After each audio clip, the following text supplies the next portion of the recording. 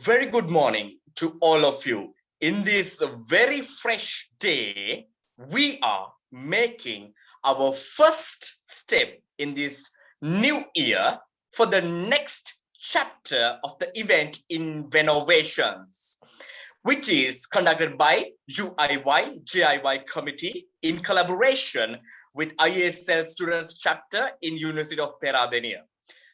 This paves the way for starting of multiple events such as intro sessions, webinar series, and much more competitions. So wait, today is that study session. Bashini? Yes, Pasindu. So next, I would like to invite Engineer Undergraduate Pravinath Malinta, the Chairman of ISL UIY Subcommittee 2022, to welcome the virtual gathering. Over to you.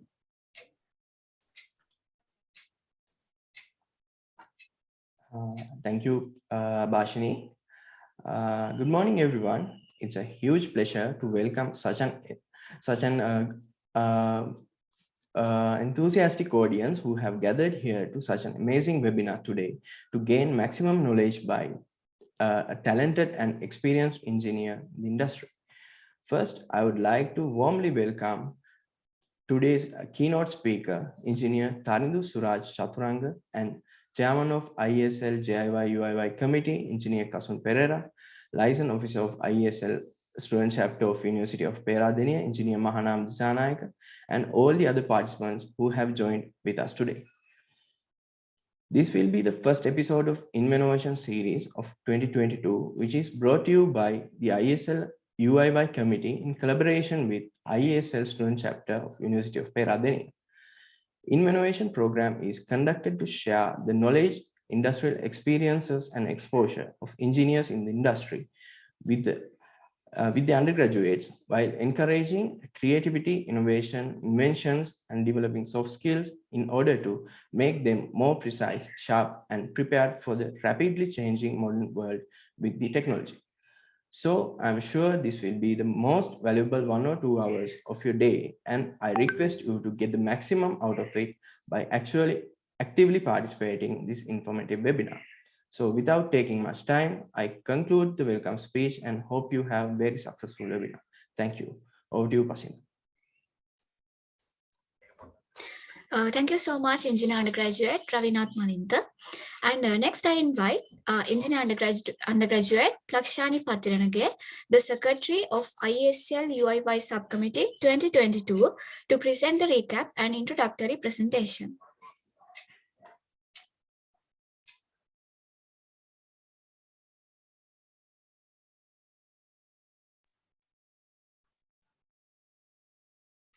Yes, thank you, Bashini. Yes, and I would like to warmly welcome all of you all today for the gathering. And here I'm going to present the UIY year plan for the year 2022.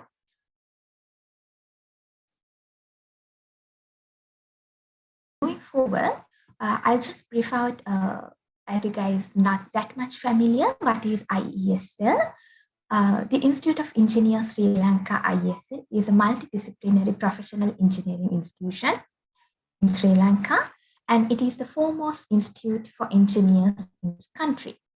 The vision of the IESL is be amongst the leading professional institutions in engineering and technology in the world.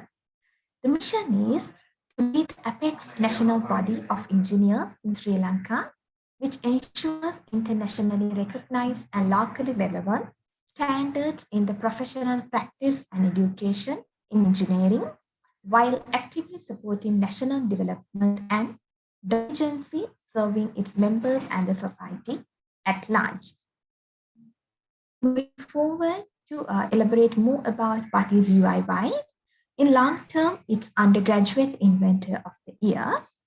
This program is a unique platform for recognizing and rewarding the nation's most outstanding and innovative undergraduate students and showcasing their emerging ideas and inventions that will shape our future. Judges will be evaluating those entries and scope of use and potential social, environmental, or economic value. Winners will enjoy exclusive cash prizes, award certificates, and the opportunity to patent their inventions too. It includes three main sections as below given. Mainly, we have the UIY 2020 competition throughout the year. And in the middle of the competition, we are going to organize a few INVEN Ovation series as we are doing today. And furthermore, we are going to do a few brainstorming sessions while targeting our competitors. And here, this is the UIY 2020 timeline. INVEN Ovation series will be happening on every month, twice until month of October, as we have planned up until now. And the launching ceremony will be happening around May 6th. Calling applications will be happening around May 10th. And brainstorming first session will be happening on May 15th. And the closing of application will be around May 26th. And preliminary round for the competitors will be happening around July 20th. And the second brainstorming session for the filtered competitors will be happening on July 28th. And the final round will be happening on October 9th as a physical gathering. And these are a few recap for the UIY 2021. The grand finale and the few INVEN Ovation series that we held throughout the last year. And I would like to warmly invite all the participants to be a part of the UIY 2022 to lead the nation for a better innovative country. And thank you for the opportunity and have a good day.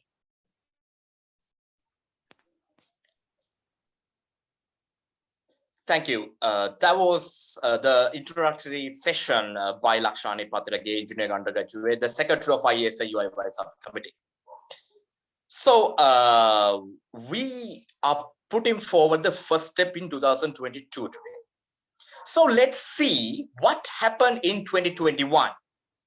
So ladies and gentlemen, it's time to watch a recap video about the previous term 2021.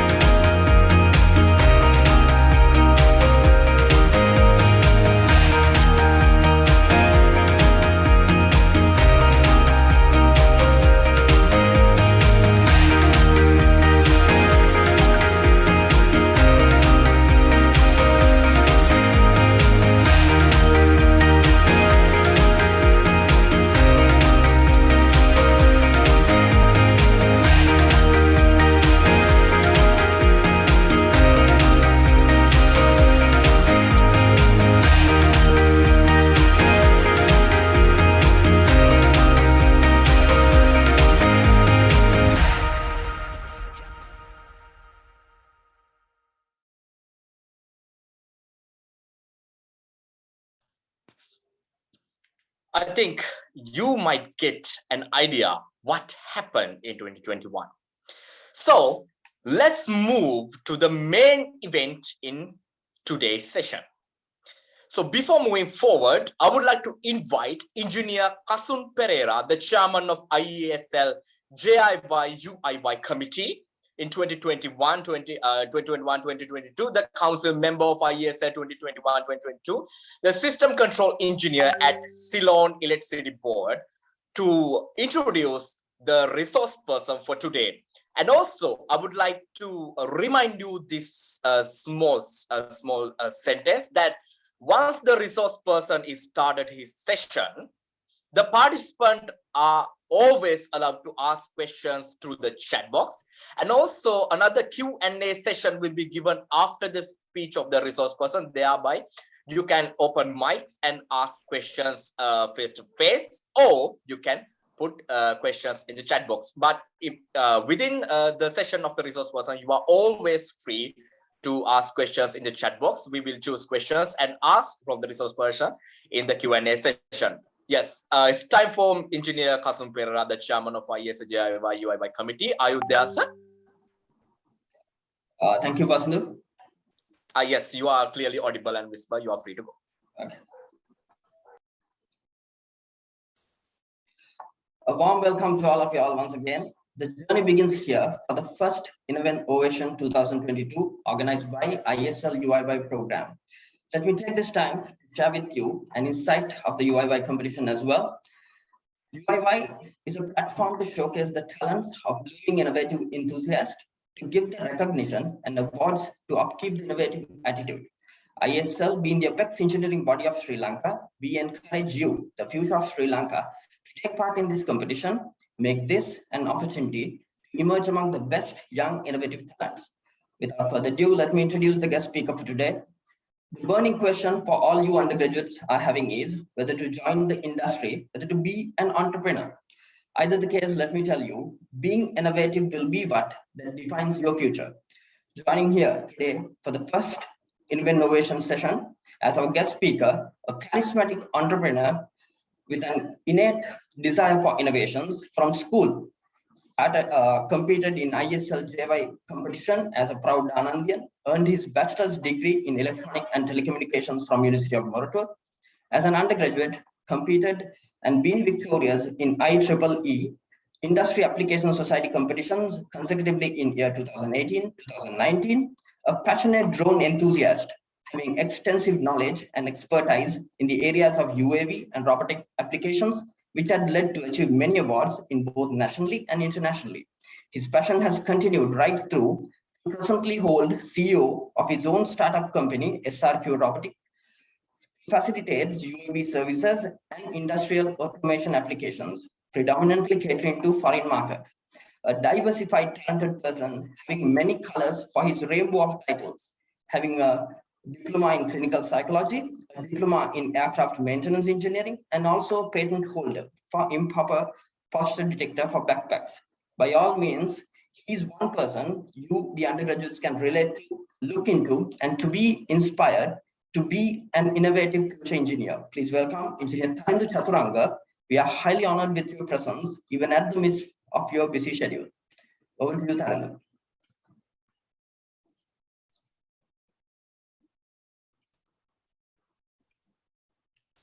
Right. Thank you, Kasun, for that great introduction. Could someone provide me the access to share my screen?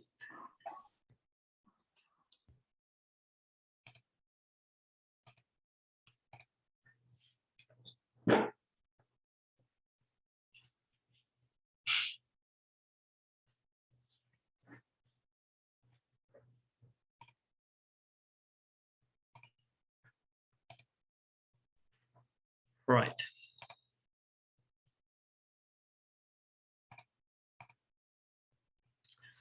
Okay, so good morning, everyone. And Kasun, thank you again for that great introduction. And let's hope that there won't be any power cuts today during the session. Right. Anyway, I had to include my profile. You guys can go through. Mainly in this session, I'll be explaining how you can, come up with a good idea for an invention an innovation, and how you can distinguish between an invention, then an innovation, then how you can go to the national level in with invention competitions, and after that how you can reach to the international level, right? And then at the end of the session I will be sharing some of my personal experiences and the things that I did, and some of the tips that I would recommend that you to follow if you want to be an international level competition winner when it comes to inventions and innovations, right? One of the main things that I usually follow when I'm doing this kind of session, I'm not explaining complex details and deep insight to the relevant field, because that might reduce the the parameter called absorption rate, right? Since you guys are here in this session for the first time, I'm trying to keep this as simply as possible, right? Then you can get most out of this session. Anyway, let's see, before we begin, what is an invention and what is an innovation? You guys have heard about these two terms, but it's better to know the difference between these two, right? In simple words, right, invention creates something new. That's totally something new that hasn't been existed before, right? So these are some of the examples. The light bulb, it's one of the revolutionized inventions by that time. And then we have the microcontroller, right, which allows us to create miniaturized electronic devices. And then most importantly, the zipper, right? The reason that I included this example, the zipper, is most of you think that you need to create something which has complex systems and complex details, or you need to include electronics into your invention or for your innovation, right? You can go with something simple as like this, right? So this zipper is patented back in 1913, right? After that, they had to open source the design, but still, this is an invention, right? You can go with simple designs if you have a better idea, right? No need to follow some complex designs, no need to do some hard brainstorming, right? If you have a problem and you see your solution solves that problem, then, and that hasn't been existed before, that can be considered as an invention. Then when it comes to innovation, right, it's not something new, right? Technologies are already there, right? Basically, when we are trying to do an innovation, we target the market, right? We are doing something out of the things that are existing, right? Targeting the market. Basically, we are trying to create something and we are trying to sell that, right? So in the first picture, it's a wearable umbrella. Umbrella is already there, right? Someone saw the problem that we need one hand to hold the umbrella and we only have one hand to do other things, right? So that's the problem. Then he came up with this solution, the wearable umbrella. And then airports, right? Wireless technology is already there, miniaturized earphone technology is already there, right? They put all these technologies together and came up with this innovation. Then the Instagram, right? Again, the reason that I had to put this is, as I mentioned, invention or an innovation do not have to be, right, something related to hardware or electronics, right? It could be software. If you consider the concept that Zuckerberg came up with, and he created Facebook to share your photos, videos, personal details, and almost all the things, right? But after that, another team founded Instagram, right? They saw some of the problems that the Facebook had, right? They thought that it's more complex, right? There are too many details, right? So they take key concept of the Facebook and remove all the unnecessary things, right? Like the complex analyzing tools, the like and dislike buttons. As I remember, there were some dislike buttons back then, right? And they make the interface simple, which allows users to instantly share their photos, right? So that can be considered as an innovation because they saw an opportunity out of something that is already existed by that time, right? So again, invention is something that is completely new and that hasn't been existing, right? Innovation means you create something out of the existing technology targeting the market or you're trying to sell that, right? So that's the basic explanation. Then next, let's see, right? Let's consider that you have an innovation or an invention already in your mind, or you have designed your device.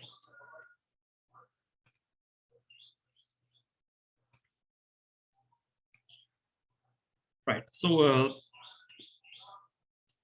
I'll explain how to do an invention and how to come up with a better idea in the later slides, but let's assume for now that you have something, you have some design or some invention with you by now, right? So there are several paths that you can follow, right? After designing, after coming up with a better idea or an innovation, you should think what's next, right? There are several paths that you can follow, but I think you guys are much aware of the patent process because that's one of the most common sessions which is being conducted in Sri Lanka by now, right? Because most people think invention එකක් කරොත් patent තමයි. That's the only path, right? But that's not the only path, right? Because I want to show some other paths as well what you can do with your invention or innovation, right? Because though I have 2 patents, I'm not a big fan of patents because there are some other easy paths based on your end goal, right? So first look at the commercial purpose. If you're targeting something commercial, right? If you're trying to start a company or if you're trying to sell your product, then you fall into this space, commercial purposes, right? If you're trying to go ahead with commercial purposes, then you should consider applying for patent. That should protect that will protect your IP rights and that will block others doing the same thing. Or if you are trying to go internationally, you can apply for PCT, right? That's an international level document because if you apply for patent, it's valid only for that region. So most of the times, most of the tech companies, they're trying to apply US patent. The reason is they think the majority of the tech market is based around US. All right? So you should find your end goal, right? If that's a commercial purpose, you should consider applying for patent or PCT, right? Or that can be maintained as a trade secret, right? If you consider the company Coca-Cola, right? They don't have a patent for their secret recipe, right? Because once you submit the patent, you have to expose all the things incorporated with that design. That means basically you are open sourcing that. Even though someone else knows that recipe, they cannot recreate that because it's protected by a patent. But if you don't want to take that risk, you can keep that as a trade secret, right? So that's one of the strategies currently being followed by some of the industries, even if that's a commercial purpose. Then let's say you get the patent for your design. After that, you can sell your patent. If you don't want to, start a company and start manufacturing that, if that's hardware related thing, then you can sell your patent for some other manufacturer and get some kind of a royalty fee for that or a percentage from the profit that they get. Right? Or you can start a company and find investors. That's a huge process. You need to have a set of skills for that. You need to have presentation skills, marketing skills, analytical skills if you want to start your own company. But if you are interested in doing only inventions and getting some funds and continuing your journey in inventions, then you can sell your IP rights, right? You do several inventions and apply for patents. Once you get the patent, then you can sell that for companies, those who are interested in your technology. Then non-commercial purpose. When it comes to non-commercial purpose, right, there are two different parts, though I have included them as one. First one is a research-based part. You can publish research papers or theses, journal articles based on your research, or you could make it open source, right? So publishing a research paper also means you're making that open source, making your design open source. But if you're trying to publish a research paper, right, most of the times you have to find a reputed conference or a journal for that. Or let's say you have designed something new completely, it's a software-based product, right? You need to make it open source. Okay? You start a GitHub repo and you upload that, and you publish. You share the link of the GitHub repo in some communities or even in Stack Overflow.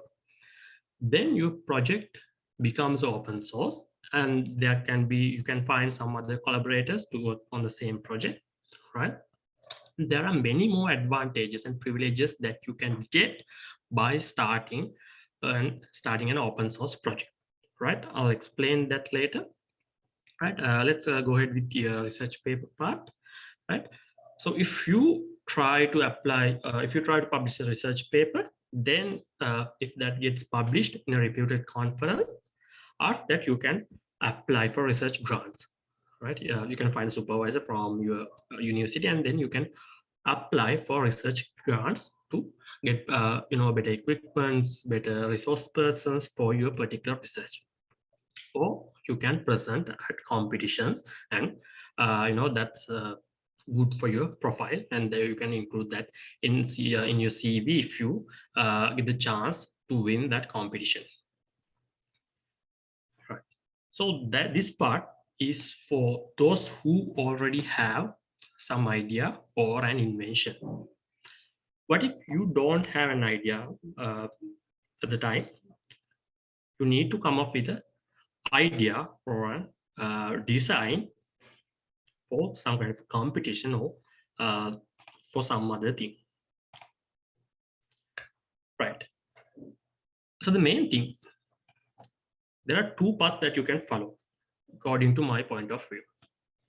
The first thing, that's the I think the most common path that most people follow. You hear about a competition or conference, then you try to force your brain to come up with something new. You keep pushing your brain to come up with a novel design or come up with an innovation. You go to the internet, find relevant innovations in the particular field, and then within a week you come up with the idea, you design the device, and you apply for that particular competition. That's the one path that you can follow. The other part is you see a problem, right? You see a problem because most of the time innovations and inventions based on an existing problem or an existing gap in the particular field. You see, if that's a research based, then you have to identify a gap in the particular field, right? Yes, I'm sorry about the background noise if that's disturbing.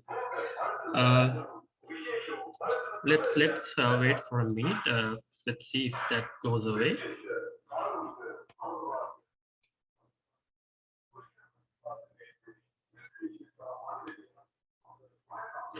Right. So the proper way to come up with an invention or innovation that's a research based, first you should find a gap in that particular field, or you should find an existing problem. Then you need to feed that problem into your brain and let the brain think. So after some time, right, you feed that core idea into your brain and you let the brain think. After some time, right, the brain will try to give you some solutions. So that's how the natural invention process works, right? In that case, you might get several ideas over some time. Then the first thing that you need to do is note down that idea, right? Because it's not, let's say you are working on something, then you might get the idea amidst of that.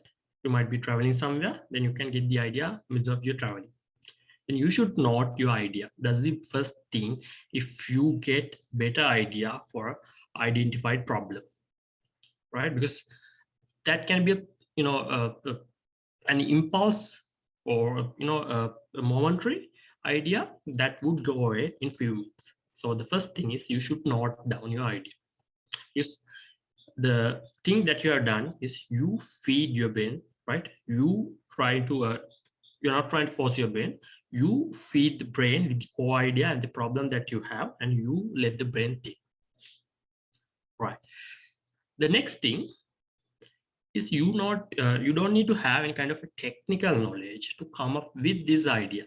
If you have deep technical knowledge, right, try to not to include that in the designing process, because inventions and innovations are associated with your creativity, right? It does not have to be associated with deep technical things at the first phase, right? The first phase, it should be something that comes out of your creativity, right? Your creativity, and then you should focus on designing that. After that, after coming up with a better idea, right? So the second advice is try not to include any kind of technical knowledge or technical expertise in the designing phase, right? That also helps you to think out of the box. If you try to incorporate all the things that you know, you might stuck within a frame, right? Let's say you are an expert in the AC signals, and then you're trying to implement a filtering systems for filter the noises generated in an electrical line, right? So you need to come up with a new design. If you go ahead with all the expertise that you have, you start with the things that you know. But if you forget all those things, you start to think outside the box, right? You can then be creative and come up with a new concept. After that, you can find a way, a technical way to implement that. But the first phase, do not try to incorporate all your technical expertise for this one, for the designing phase, right? Again, you don't need to be an expert in electronics. That's the most important thing, because I've been working as a judge for several national and international competitions over the past few years. One of the most common things that I have seen is people think that you need to have good knowledge in electronics to be an invention or an innovator, right? To be an inventor or an innovator, right? But there are some, revolutionary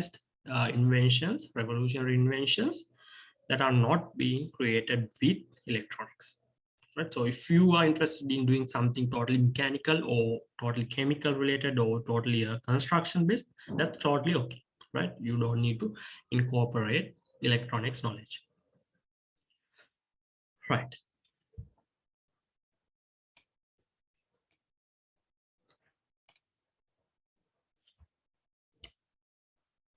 Things you should consider when taking part in competitions as an undergraduate.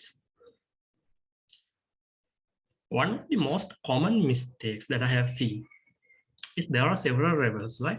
If you are studying in school, then when you're taking part in competition, then the judge panel treats you as a student.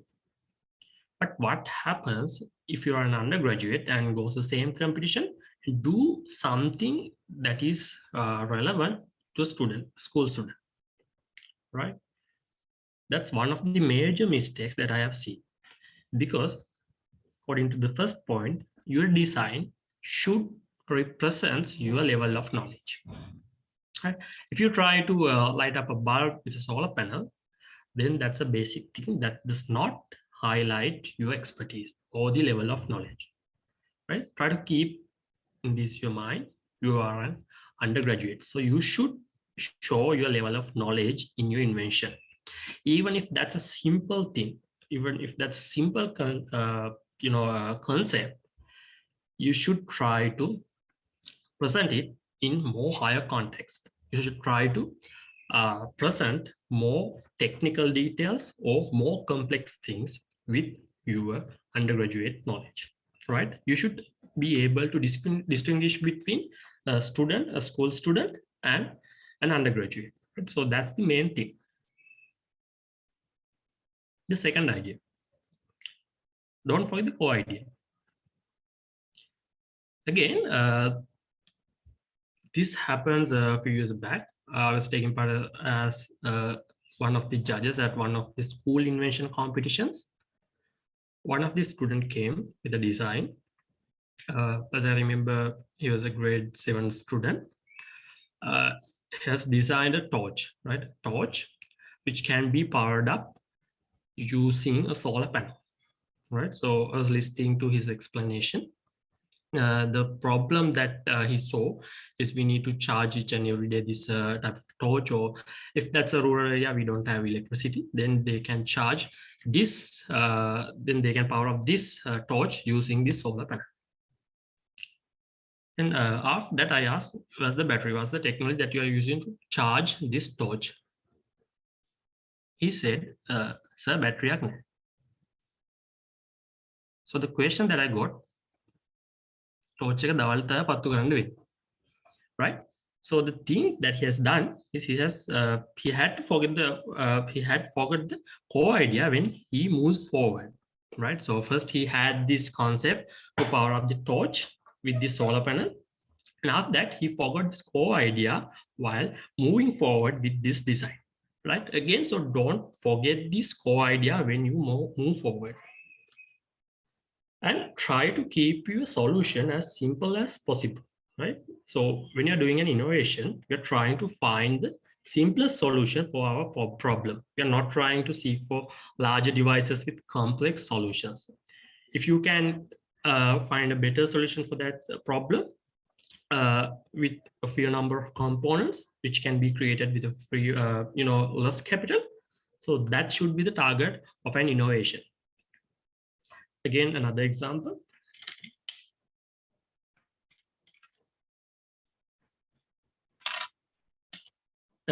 This happened with this time's JIY evaluations. We went to evaluate one of the designs done by an A-level student. He came up with he has designed a really large device. Right, we had to go outside to see that to generate electricity. He was using some kind of weight attached to a string, and then using some kind of a wheel, and that string is wrapped around that wheel. Then when he released that weight, the wheel starts to rotate, and it's connected to a dynamo. Though that concept is already available in some third world countries, that technology is called gravity light technology, generate electricity using the gravity, right? He has recreated that same concept. Then one of the problems which is associated with that design, even in the commercial design, you cannot, right? First, you need to lift that weight up to a certain level. After that, you can release the weight and wait till it comes down while generating electricity, right? So it can generate electricity up to 10 to 15 minutes. And after that, you need to lift that weight up to a certain level. And in his design, he saw that problem, right? It's some troublesome process. You need to lift that weight every time when it comes down. I need to come up with a solution for this. Then he has attached some, floating balls to that weight and insert that weight inside a tube. So the solution he came up for this problem to lift up this weight is fill that tube with water. And since that weight is connected with some floating balls, that weight will goes up in that particular tube. And then again, we can remove the water and allow that weight to come down while generating electricity, right? So for his second problem, he came up with this second solution. Now there's another solution. How can we fill this tube with water? Either we have to use a motor to pump that water inside. For that, we need to have some kind of another source of electricity, right? Because of that, he chose sea waves as a solution. The sea waves goes up, the tubes will fill and takes the weight up. and then we can let the weight come down while generating electricity, right? And he had came up with several complex solutions for some of the major problems that he had to face. But at the end of the day, if we try to use that design, the core idea is to generate electricity using some kind of a weight. But for that, we need to find a sea, right? Because he needs sea waves to to get that design into a working conditions, right? At the end of the day, our target was to generate electricity, but that's not the simplest solution that we can come up with for that particular problem. So that's why I'm trying to force this point. Don't forget the core idea when you move forward. Right. The third one, be aware of all the problems that you're trying to solve. Because when you're trying to present it at a competition, judges might ask what are the other problems that you can find with this design, and what are the other problems associated with the problem that you're trying to solve. And then what are similar solutions? Have you done any kind of background research? Because for your particular problem, you might get an idea and you might come up with a design. But if you go forward without doing a background research, that solution can be an already existing one, right? There can be commercialized devices already in the market. So when you come up with an idea, you need to do proper background research. What are the available technologies? What are the available devices in the market, right? And all the other relevant background information that should help you to highlight your level of confidence and your level of knowledge. Because when you're presenting at a conference, from my experience, they always ask about the background information, because there can be several judges, right? They're coming from different backgrounds, right? So they're trying to find things related to their particular field and ask questions from their areas that their expertise lies on. Right? So you need to be aware of all the background information corresponding to your design. That's why I'm trying to say that don't wait till the last moment to apply for a particular competition. Try to find a problem and let your brain think and come up with a better solution for that, and do the background research, design your device, do some iterations, and you have enough time to get some advices from experts and go through several iterations and present a better device when the contest comes up, right? For these UI competitions, I think you have more than 3 months, right? So if you're trying to apply for this one, you have enough time. You can start today, right? You can come up with a problem and then come with an idea if you don't have one now. Right. What are the advantages that you can get by taking part of this kind of competitions? First of all, I should remind you, it's not all about winning when it comes to competitions in inventions and innovations, right? Because I have taken part in several competitions, right? I won only about I would say 70% of those competitions, but during my school times, I was not lucky enough to win all of the competitions that I applied for, right? Almost all the competitions, yes. But I didn't quit.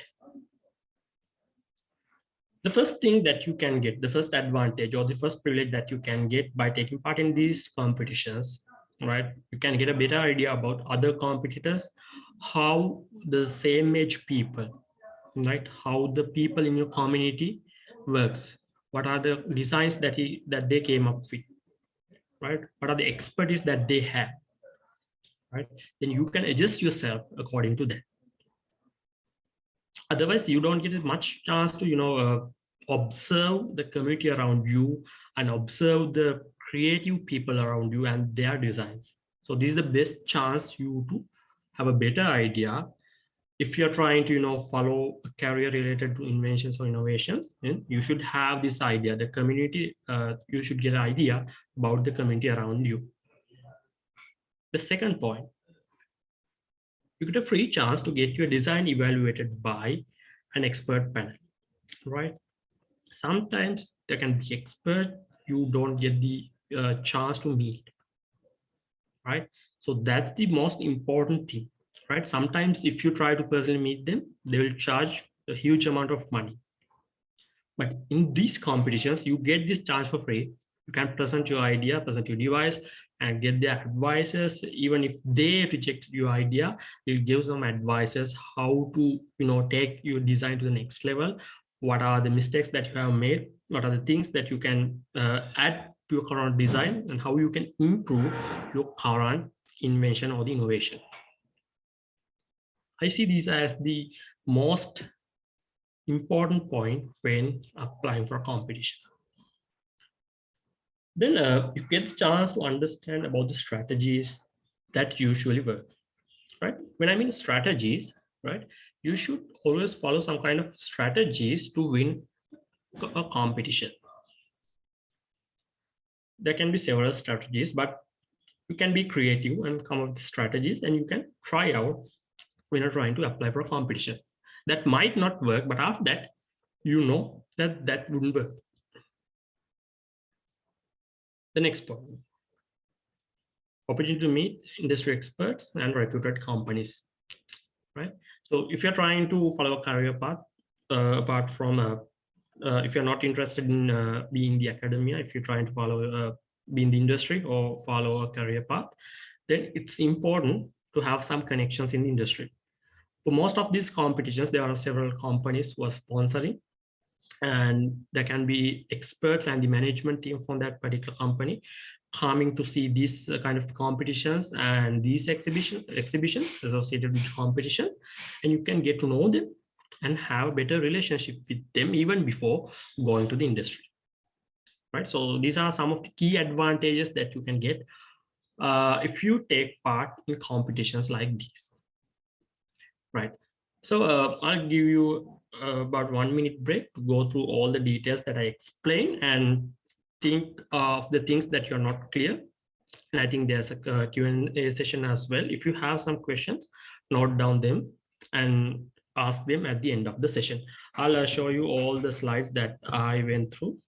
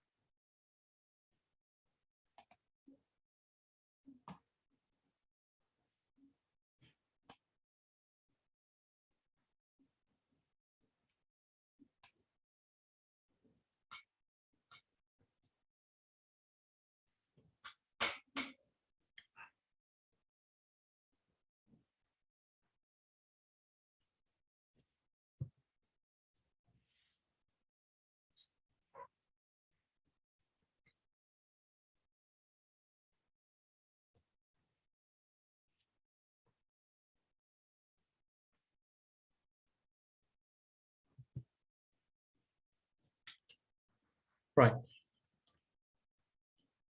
Then let's think that you have already designed something, and you have went through several iterations, and you think that's the best version of that device you have by now.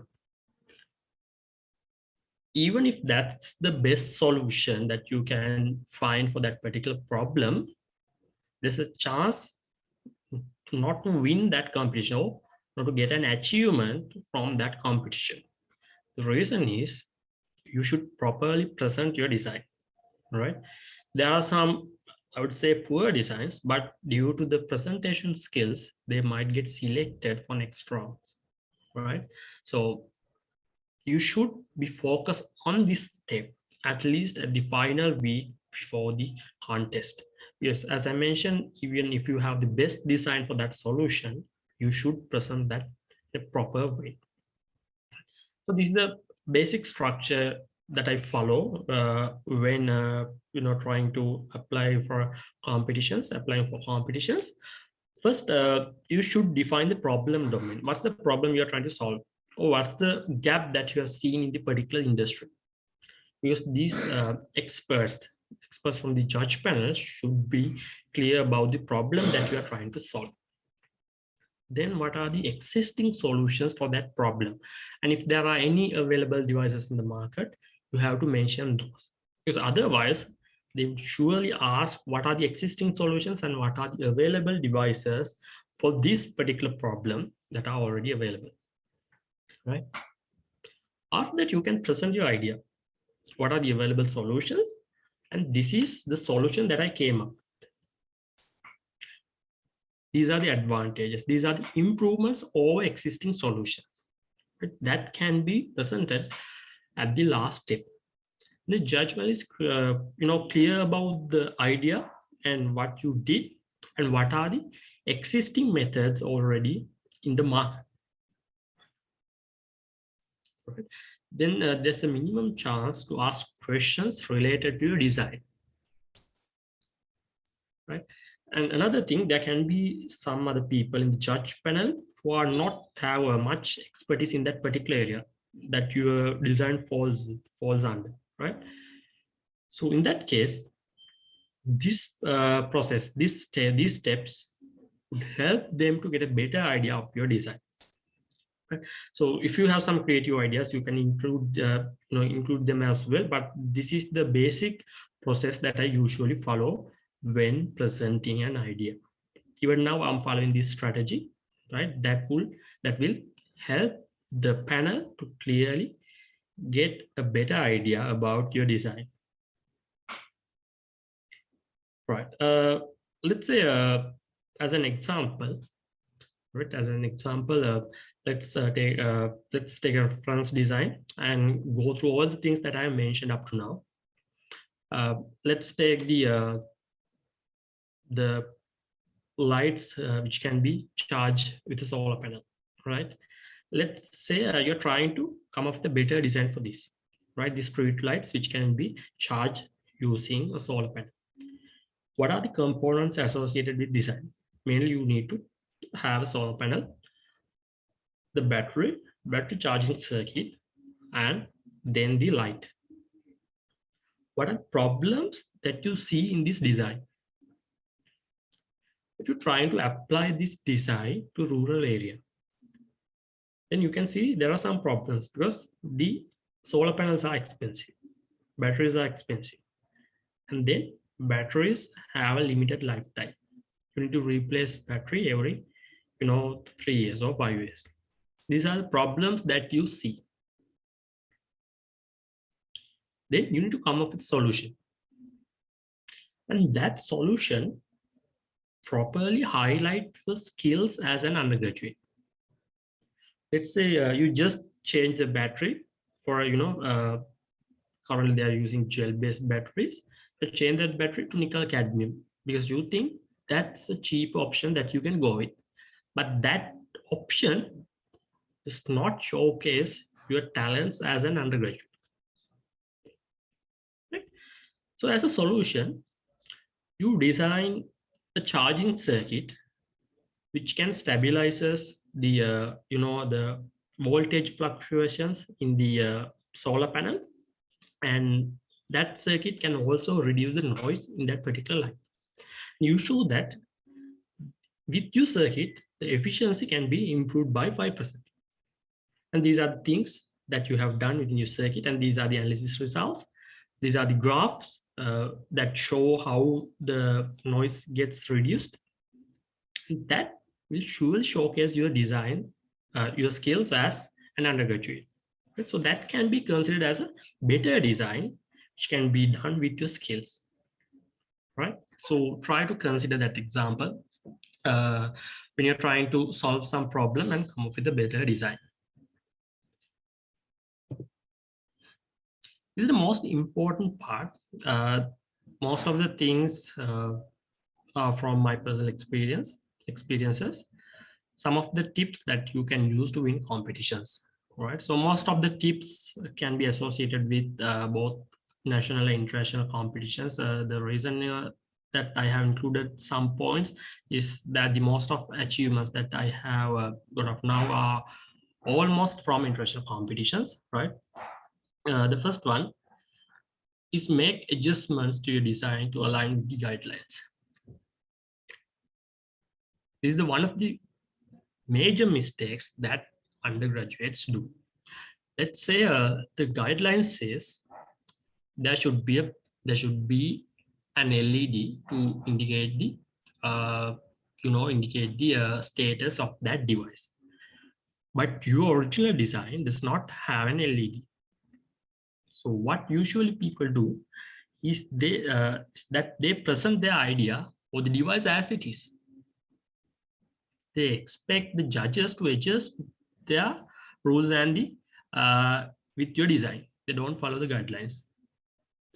But you should try to align with the guidelines because they already have a marking scheme created based on these guidelines, right? First thing, so you should align your design with the guidelines of that particular competition. So it's really important to go through all the guidelines and the advices, all the things that they have mentioned with regards to that competition, and try to align your design with that. That's the first thing if you really want to win that competition. So as I mentioned, if that's an international competition, most of the international competitions, they usually publish all the previous designs and details about previous winners in their particular website, right? First go through them and try to identify the background and what are the levels of innovations that they came up with. Then you can get a better idea, right? And try to adjust your level of creativity, or try to reiterate your design based on the designs that they have done. Otherwise, if you go there without doing this, then your design must be the most stupidest design that these judges will evaluate, get the chance to evaluate, right? The next thing, find the details about the judge panel and their areas of expertise. There can be several judges. Usually in international competitions, they publish these details as well, who are the judges and what are their areas of expertise, right? Then try to be aware of the things that are related with your designs and that all apps with their areas of expertise, because most of the times they ask questions related to these areas of their expertise. Right? So you don't need to change your design, but be aware of the things which are related to their areas of expertise. Right. Then when you present, try to highlight your skills, right? That's why I said, take some time, right? Come with a solution, do some background research, go through some iterations, and you can tell them that I have done this as the initial stage, and I did realize that this is not working, and I worked on these problems. I got these problems during the design process.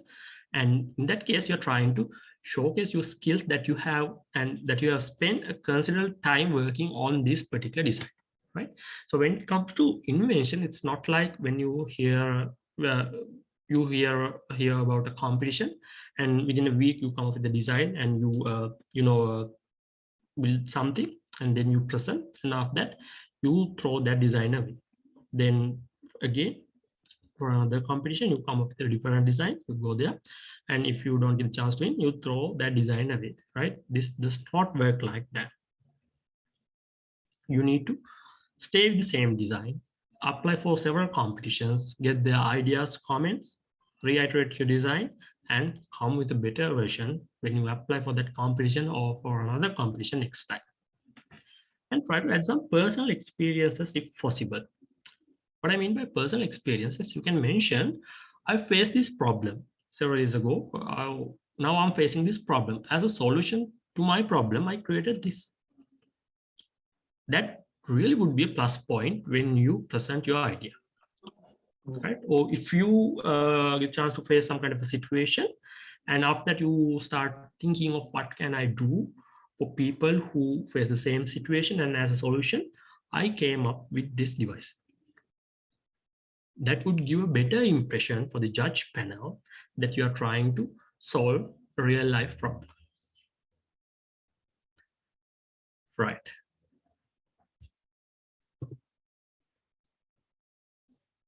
General tips to become a better inventor. You should follow your passion, right? So inside universities, one of the most common problems that I have seen is people trying to, follow particular fields based on the salaries or based on their GPS. But after several years, they usually regret that decision, right? Let's say in my university, University of Monaco, you have to select particular fields based on your GPA, right? So some people, even they don't have particular skills and interest, just because that they have a better GPA, they choose the departments that you can go with a higher GPA, right? So don't do that. You will surely regret it after some years, right? You'll try to follow your passion.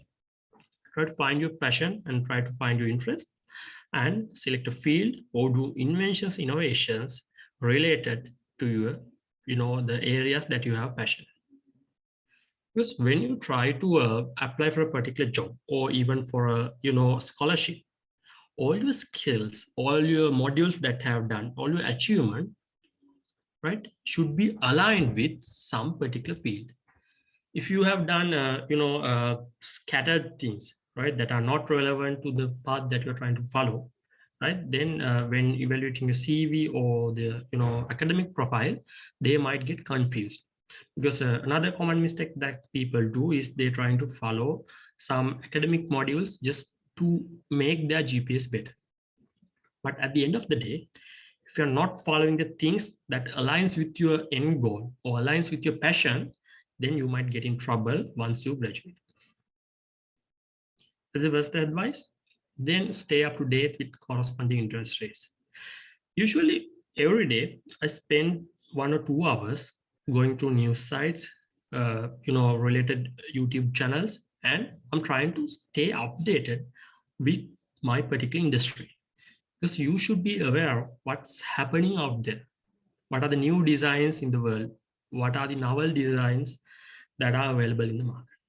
In that case, you can come up with a better design and you get the idea that this design is already available in the market or not available in the market.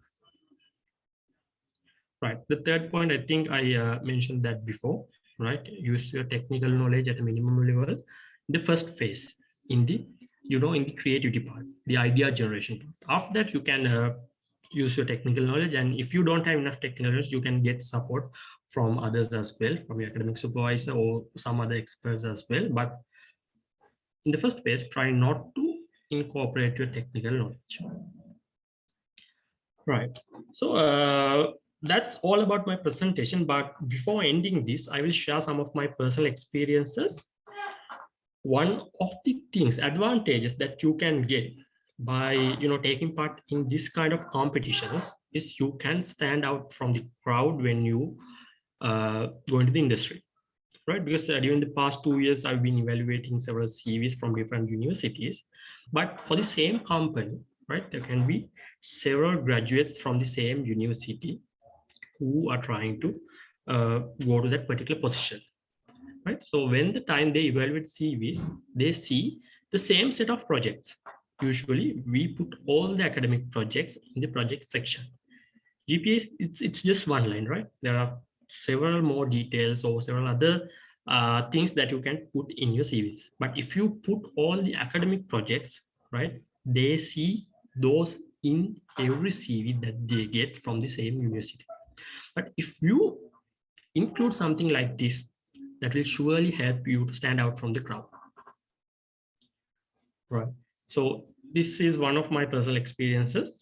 In the third year, we have to find a place to do our internships, right?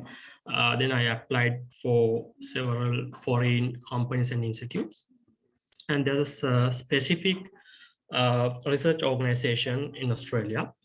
It's their national science agency, which is doing both industrial grade researchers and academic grade researchers. And for that particular place, there were about 20 applicants from my department, right? By that time, I didn't have a good GP. I had second lower, right? There are applicants who had GPS higher than 4.1 for the same position.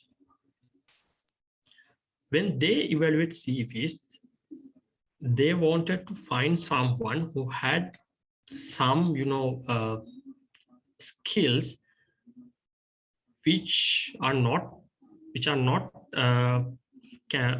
be found in other CVs, right? And because of that, by that time, I had several achievements, one patent, and I was a contributor to several open source projects. And because of that reason, I got that opportunity for the first time in the university, right? Because that's the first time that someone goes to that kind of opportunity in the Australian National Science Agency. And after that, I got the chance to create a collaboration between the National Science Agency of Australia and University of Moratul. And now each year, 2 or 3 students will get the chance to go there and do their internship, right? Again, try to take part in these competitions and try to do inventions, contribute to open source projects as much as possible, because that will surely help you to stand out from the crowd. Next thing, how can I find time to do these kind of stuff, right? Because most of people think degree make it, right? But if you have the passion towards this, you will always find time for your inventions or to improve your designs. From my story, right, while doing the degree, I was the batch rep, the main batch rep, not the department rep, the main batch representative. I was working with the Rotaract and Isaac clubs. And with all of those things, I was a member of the university music group.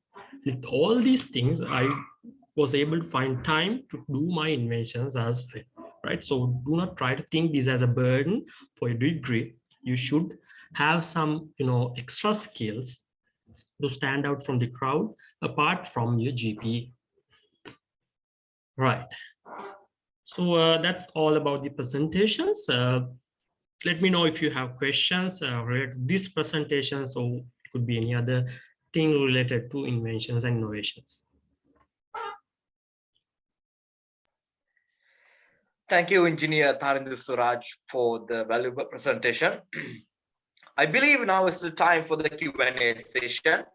So if any of the participants have any of the questions, feel free to use the chat box, as well as you can open your mic. You can raise a hand in the meeting and we will point out to you. Then you can ask the questions from the resource person from face to face. Well, now it's the time for the Q&A session.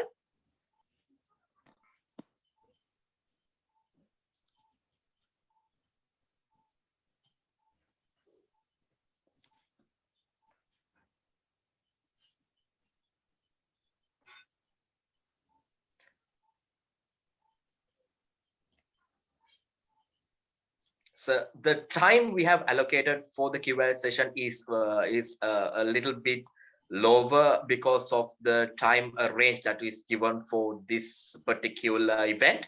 So if you have any questions, you can quickly ask the questions one by one, starting from now.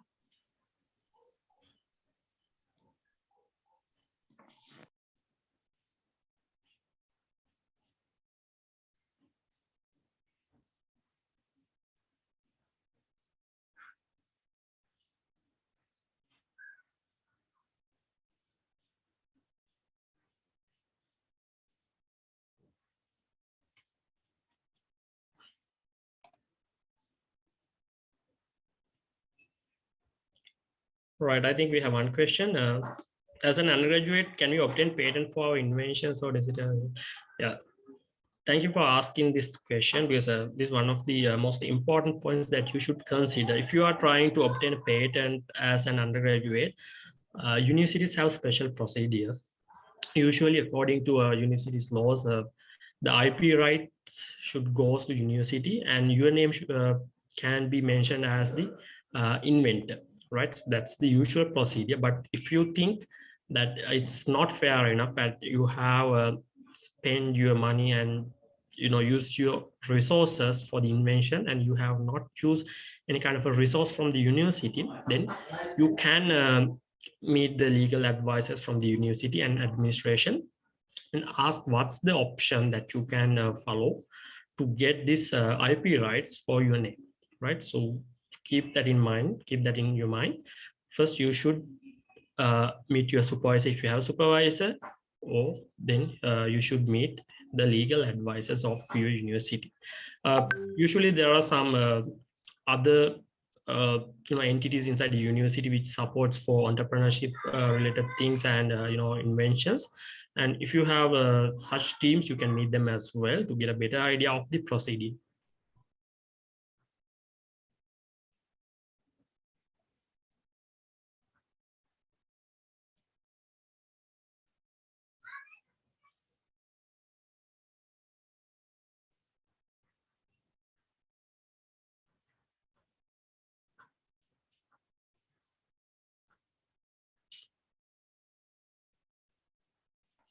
Well, likewise, if you have any more questions, feel free to post in the chat box.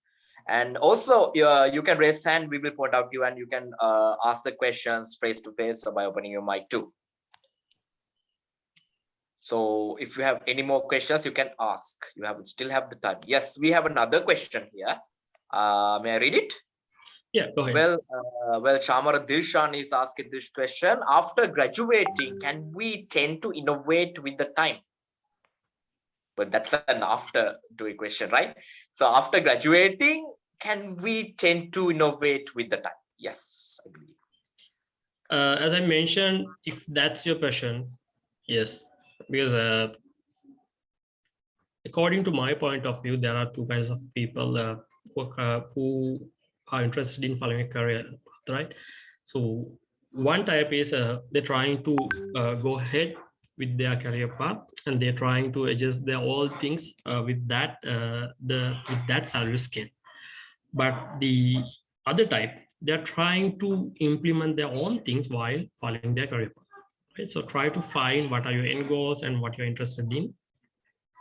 You are trying to build your own thing while following your career, then yes, right? So if you are passionate about something, you will surely find time for that, right? So you can say that I'm busy, I don't have time to do this thing, right? If you are passionate about something, you will find time for yourself, and you will find time to develop something on your own.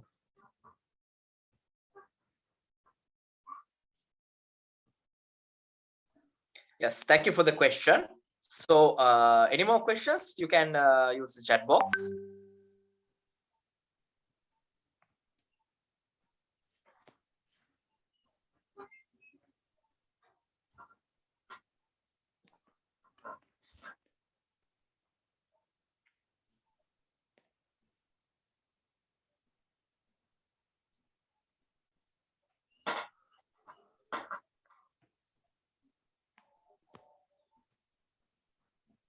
I believe there's another question sent to me, and it says that for how long a patent is valid? For how long a patent is valid? That means I believe he's asking about in the graduate, I mean undergraduate level, if a patent is given, how long does it valid? Sorry. Yeah. Sorry, so that depends on the country that you apply, but most of the countries allow up to 5 years, and that's if you get your patent granted, that's valid up to 5 years. After that, you can't renew the patent or let it get open sourced, right? So if you think that it's relevant and it's important to renew the patent after that 5 years, right? They'll inform you that this is going to expire. It expired, and if you think it's worth to renew that, you can go ahead. Otherwise, you can let that to be open source. Let that technology to get open source.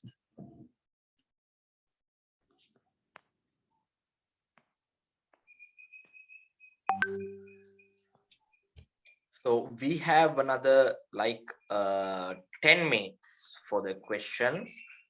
So yes, I believe, yes, we have another question. He asked that how is the invention protected in Sri Lanka? If someone copies someone's product, and is there any legal action to take? Right. So I'll start with the second part. If someone copies someone's product, and is there any legal actions to take? Only if you have IP rights to that particular product, right? If you have patent or PCT for that particular product. Right? So first you should have obtained the patent if you don't want others to copy your design. How's the invention protected in Sri Lanka? Yes, you should apply for patents, or if in international scale, you should apply for PCT. But you can apply for PCT even if you have the patent within Sri Lanka. All right, and as I mentioned, these sessions, the patent sessions are common in Sri Lanka. You can find 2 or 3 for a particular month. Again, another thing I would like to mention, when you try to apply for inventions or some other creativity based hacking related competitions, sometimes it's better to go with all the rules and regulations that they have mentioned, because usually we don't follow them, but sometimes they mention we get the opportunity to recreate your solution if you take part in this particular competition, and most of the students are not aware of this. Right, so when they try to recreate their solution, they try to go and sue them, but they don't have a chance, because legally it's the IP rights are not belongs to them, belongs to the original creator. Right, so if you are taking part in a competition or hacking competitions, first go with all the rules and regulations that they have mentioned.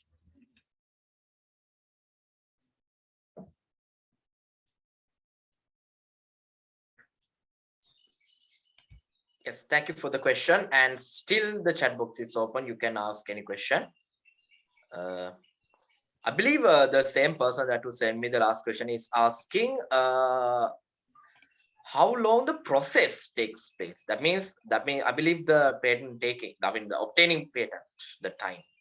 Right, that depends. That depends. Actually, that depends, because for some, because there's a special department for that process, and they have a expert panel for particular areas.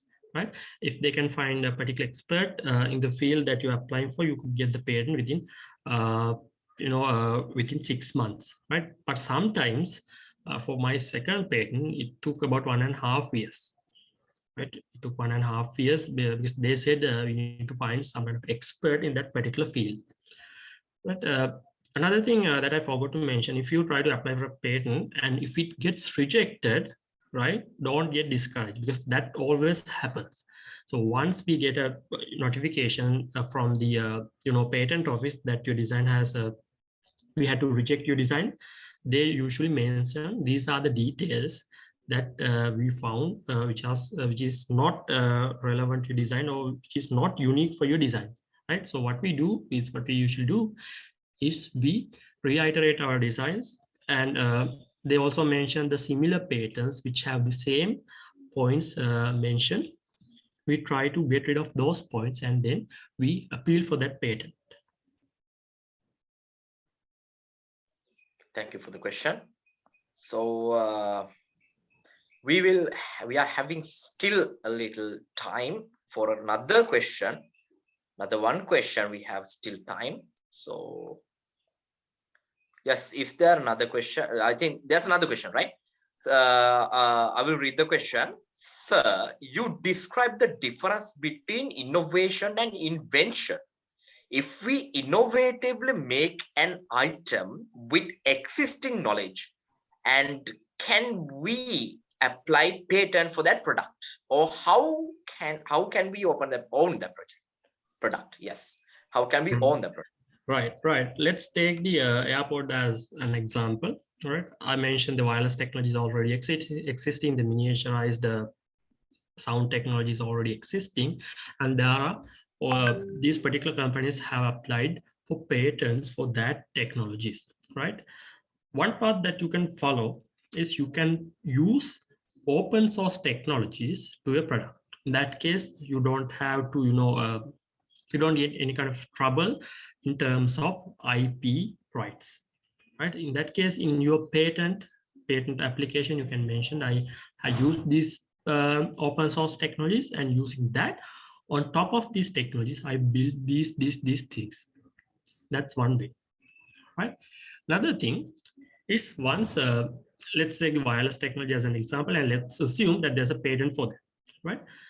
They have applied for all the core things that they have used to build this wireless technology. But for your designs, you haven't invented anything related to wireless technology. Instead of that, you have used that particular technology and you build something completely different.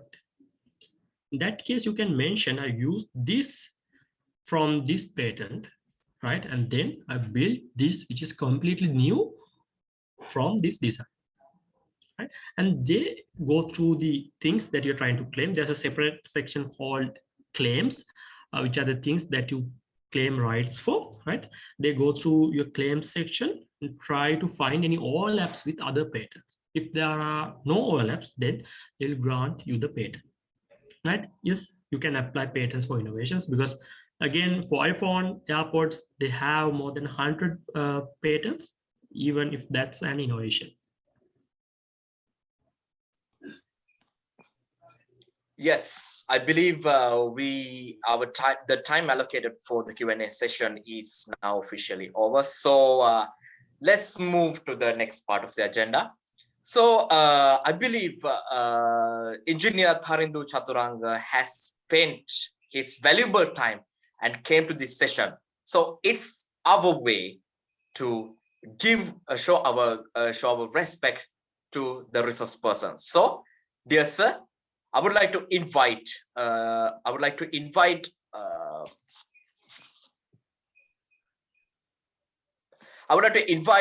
engineer undergraduate Ravinath Malin, the chairman of IESL UIY Subcommittee 2022, to give away the token of appreciation for the today's session keynote speaker. But thank you for inviting me for this particular session. Thank you, very sir. much, sir, for your dedication and your valuable time you spent with us, and we really appreciate that you took part of our today's event. And again, thank you very much. Yeah. Thank you again.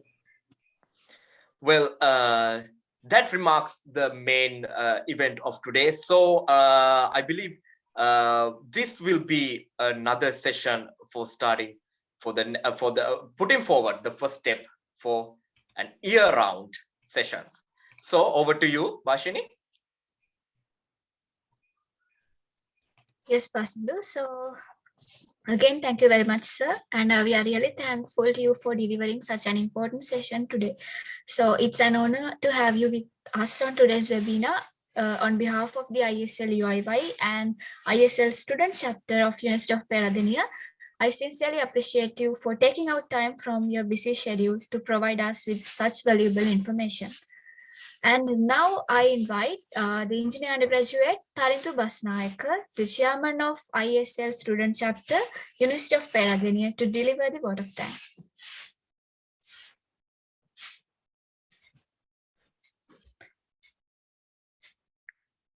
Am I audible, Bashini? Yes, you're clearly audible. Okay, thank you, Bashini. Hope you all doing well and staying safe. So we have concluded the first episode of Innovation Webinar Series 2022, which gave us a big knowledge and enthusiasm in creativity and innovation. So behalf of ISL Student Chapter of University of Peradeniya, I would like to extend my sincere gratitude to Tharindu Suraj Chaturanga for deciding your valuable time to acknowledge us on one of the most important as well as timely topic. And thank you, Engineer Kasum Pereira, for your constant motivation and guidance throughout this event. And I would like to express my gratitude to YMS Chairman Engineer Chanaka Gamalchike, Engineer Naodana Kankanamge, and Engineer Mahanam Disanayaka. And also big thank you goes to member of UIY committee and member of ISL student chapter of University of Peradeniya. Without your support, this event might not be this much success. And finally, I like to thank you all those who joined today and took part of this event, and hope to see you all in upcoming episode as well. Thank you very much and stay safe. Over to you, Pasindo. Thank you. That was engineer undergraduate Tharindu Basnaka, the chairman of IESS student chapter University of Peradeniya. So before winding out the project, today's session, I would like to invite all of you to open your cameras to take a quick photo for today's event. Engineer undergraduate Sahan Godakanda, can you confirm? Is the photo is taken? Yeah, sure. Okay. Let's wait a second to everyone to turn on their cameras.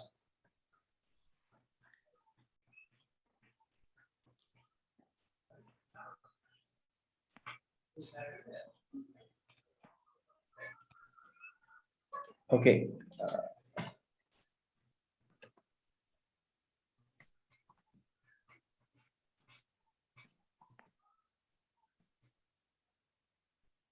Right. Okay, photo is taken. Right. Thank you for attending. Yes, okay. Thank you for attending today's session. And I believe this will be the end of the first episode in 2022 for the INVEN Ovations. So it's time to wind out the today's session. So thank you for attending to the today's session and making it delightful. I believe we have gained more knowledge than you first started this day, and after ending this day, you will gain more knowledge. So see you in the next sessions too, and have a good day.